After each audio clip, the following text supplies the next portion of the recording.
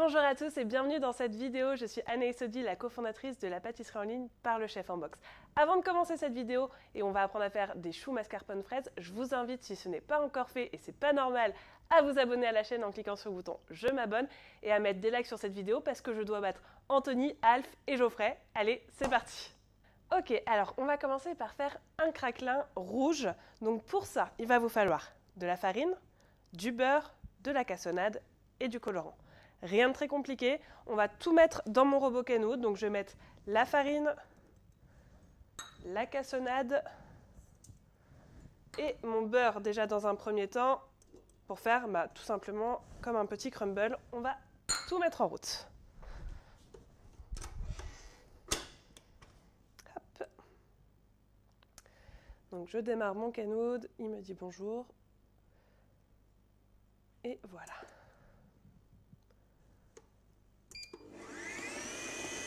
Donc je le mets à peu près en vitesse 2, je veux pas que ça aille trop vite parce que sinon je vais en mettre partout, c'est pas le but aujourd'hui.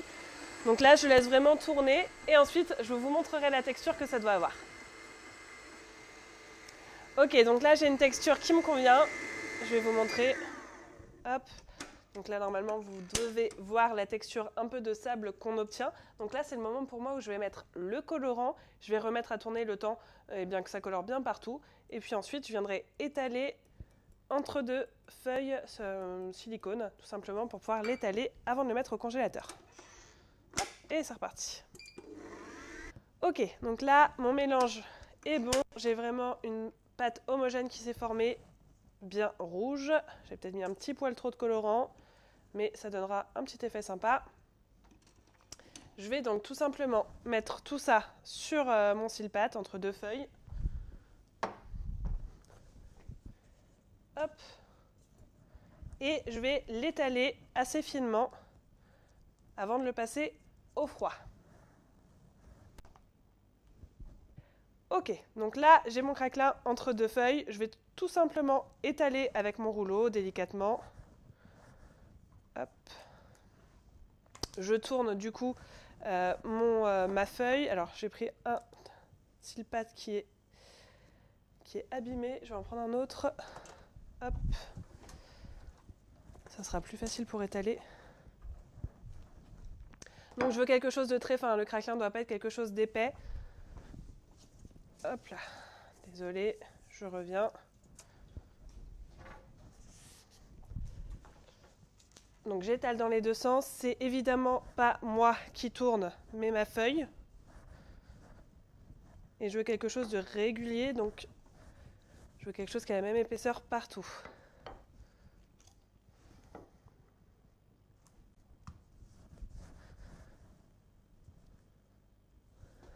Ah, vous voyez, c'est justement pas ça qu'il faut faire parce que là vous n'êtes pas dans une bonne condition pour travailler, c'est vraiment la feuille qui tourne. Et on essaye d'appuyer à peu près à la même intensité des deux côtés pour ne pas avoir vraiment de choses qui ne sont pas à la même hauteur. Ok, donc là j'ai quelque chose d'environ, encore un petit peu épais, 4-5 mm, hop. Je rétale encore un tout petit peu.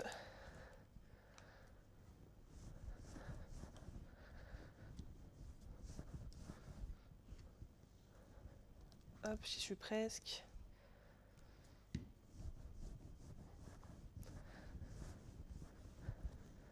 Ok, donc là j'ai quelque chose qui me va, vraiment du 2 mm d'épaisseur. Je vais m'arrêter là, ok, et je vais passer ça donc au congélateur 10-15 minutes, le temps de faire ma pâte à choux. Ok, donc maintenant on va pouvoir passer à la pâte à choux. Pour cela, j'ai besoin d'eau et de lait dans la casserole déjà, du sucre et du sel ici, du beurre, de la farine et des œufs. Dans un premier temps, je vais mettre mon lait et mon eau à chauffer et je vais ajouter tout de suite le sucre, le sel et le beurre. Et donc je vais emmener ça à ébullition, je vais juste y aller tranquillement parce que mon beurre doit être fondu avant d'arriver à l'ébullition évidemment. Hop. Donc je vais mettre là pour vous donner une indication, le feu à 5 sur 9 à peu près. Et je vais laisser fondre ça tranquillement.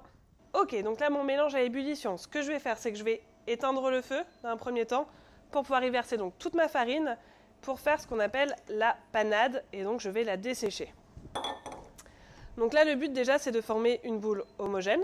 Okay, donc je suis sur vraiment le feu éteint parce que j'ai pas envie pour le moment de cuire. Et une fois que je vais avoir quelque chose d'homogène, je viendrai rallumer le feu, feu moyen. Donc là, voilà, je vois que ma farine est bien intégrée. Donc là, je rallume le feu en feu moyen. Donc je me mets à 4-5 sur 9. Et là, je dessèche la panade. Donc là, ce que je veux, c'est vraiment essayer d'enlever l'humidité de ma pâte à choux. Donc là, j'ai une casserole anti-adhésive, donc vous ne verrez pas forcément les pellicules qui vont se former au fond. Mais il faut compter une petite minute à peu près pour dessécher cette quantité de panade. Mais vous voyez de toute façon que la texture change au fur et à mesure. J'ai vraiment quelque chose d'homogène qui est en train de se faire.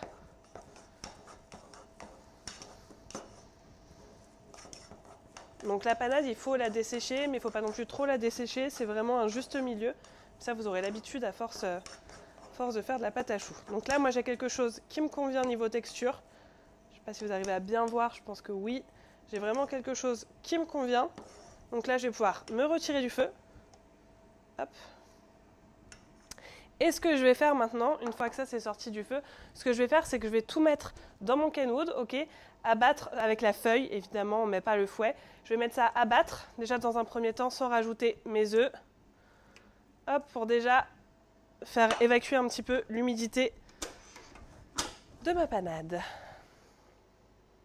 Donc pareil, sur mon Kenwood, j'ai 6 vitesses de mémoire. Je vais me mettre en vitesse 2, vraiment tranquillement. Hop, et ce que je vais faire dans un deuxième temps, c'est que je vais chercher une fourchette, déjà. Je vais battre donc mes œufs, que je viendrai ajouter au fur et à mesure dans ma pâte à choux.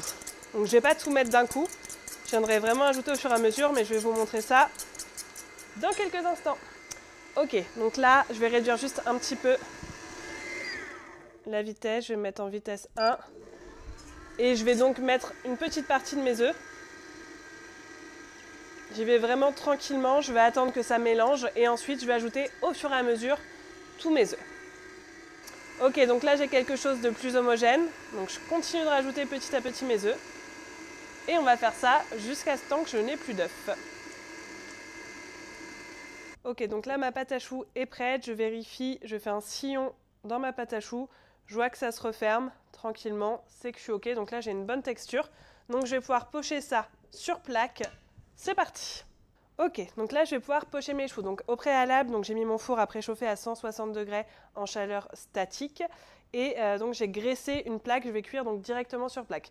J'ai préparé ma poche à douille avec une douille Uni 12. Tac, tac, tac, toutes les caméras voient bien. Je vais éteindre le robot. Et donc là pour pocher, donc je vais appuyer, je suis droitière, je vais appuyer avec ma main droite. La main gauche va me servir à guider. Je vais me mettre à peu près à 1 cm de hauteur.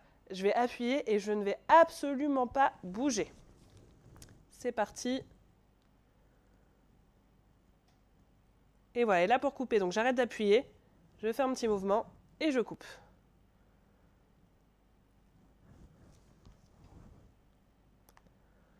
Je ne les serre pas trop parce qu'ils vont gonfler à la cuisson.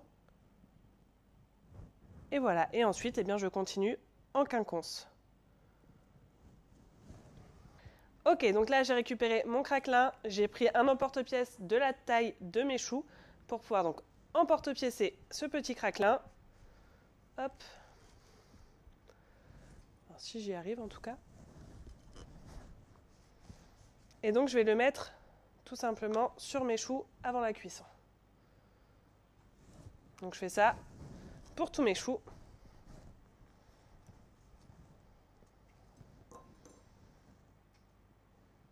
Et voilà. Ok, donc maintenant, on va pouvoir passer à mon confit de fraises. Pour cela, j'ai mis ma purée de fraises à chauffer. Ici, j'ai donc du jus de citron, de la pectine, de la gélatine et de l'eau et du sucre. Je vais déjà commencer par quelque chose d'important. Je vais hydrater ma gélatine en poudre avec mon eau. Ok, donc si vous avez de la gélatine en feuille, vous hydratez tout simplement avec de l'eau froide sans la peser. Gélatine en poudre, on pèse l'eau et donc on contrôle le taux d'hydratation. Je mets juste ça au frais pour que ça prenne quelques minutes pendant que je fais le reste de ma recette. Donc ici, j'ai donc ma purée qui est en train de tiédir tranquillement. Je vais pouvoir ajouter donc la pectine et le sucre que je mélange ensemble Au préalable, pour éviter les grumeaux, hop.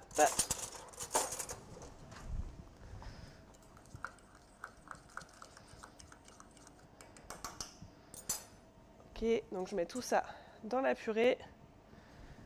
Je mélange rapidement. Et maintenant, je vais devoir laisser à ébullition pour que la pectine s'active. Donc je vais monter un petit peu la température. Une fois que j'ai une ébullition, je compte à peu près 30 secondes à 1 minute grand maximum. Je viendrai arrêter ma cuisson avec mon jus de citron et je mettrai donc la gélatine dedans. Donc ça va aller assez vite. Voilà, on commence à voir la première ébullition. Hop, j'ai enlevé mon fouet pour que vous voyez bien. On a donc la première ébullition qui arrive. Je mélange pour pas que ça accroche.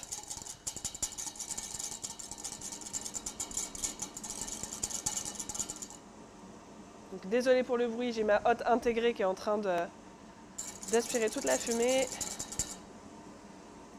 Hop, je compte encore 10 petites secondes.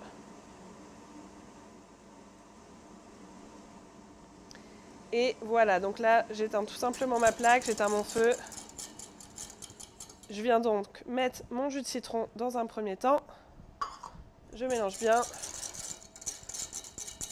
Et je vais ajouter donc ma gélatine qui a pris au frais. Donc si vous voyez, elle s'est solidifiée, vraiment, ça ne bouge plus. Je peux donc l'ajouter.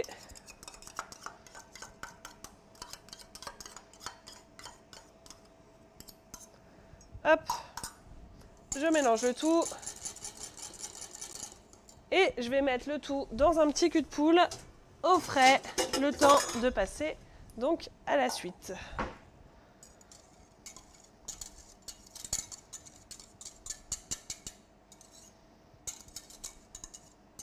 On va pouvoir passer à la chantilly. Alors j'ai voulu faire une chantilly un petit peu revisitée, j'ai fait une chantilly à la fève de tonka. Pour cela, ici j'ai de la crème et du mascarpone, du sucre et donc de la fève de tonka. Si vous ne connaissez pas, je vous invite à tester fortement. Je vais tout simplement mettre tout dans ma cuve.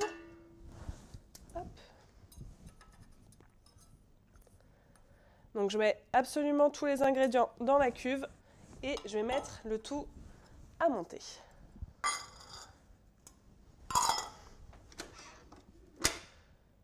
J'attends juste que mon canoude s'allume. Et donc pour le moment, je vais mettre à monter en vitesse tranquille. Je ne vais pas forcément y aller au maximum. Je me mets en vitesse 4 à peu près. Enfin, du moins, j'essaye. Hop.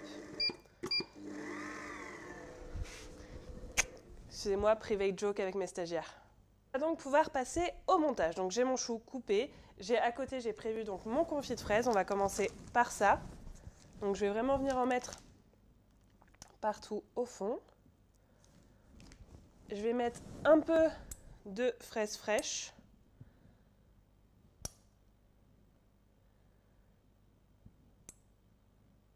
Voilà. Et ensuite, eh bien, je vais venir tout simplement ajouter ma chantilly à la fève de tonka sur le dessus.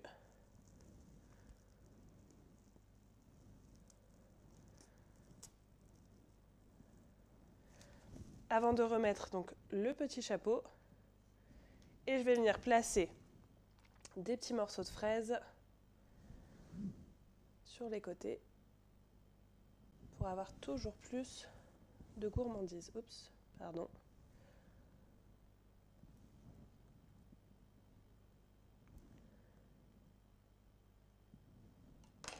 Et voilà, voilà comment on fait un petit chou à la fraise et à la chantilly mascarpone.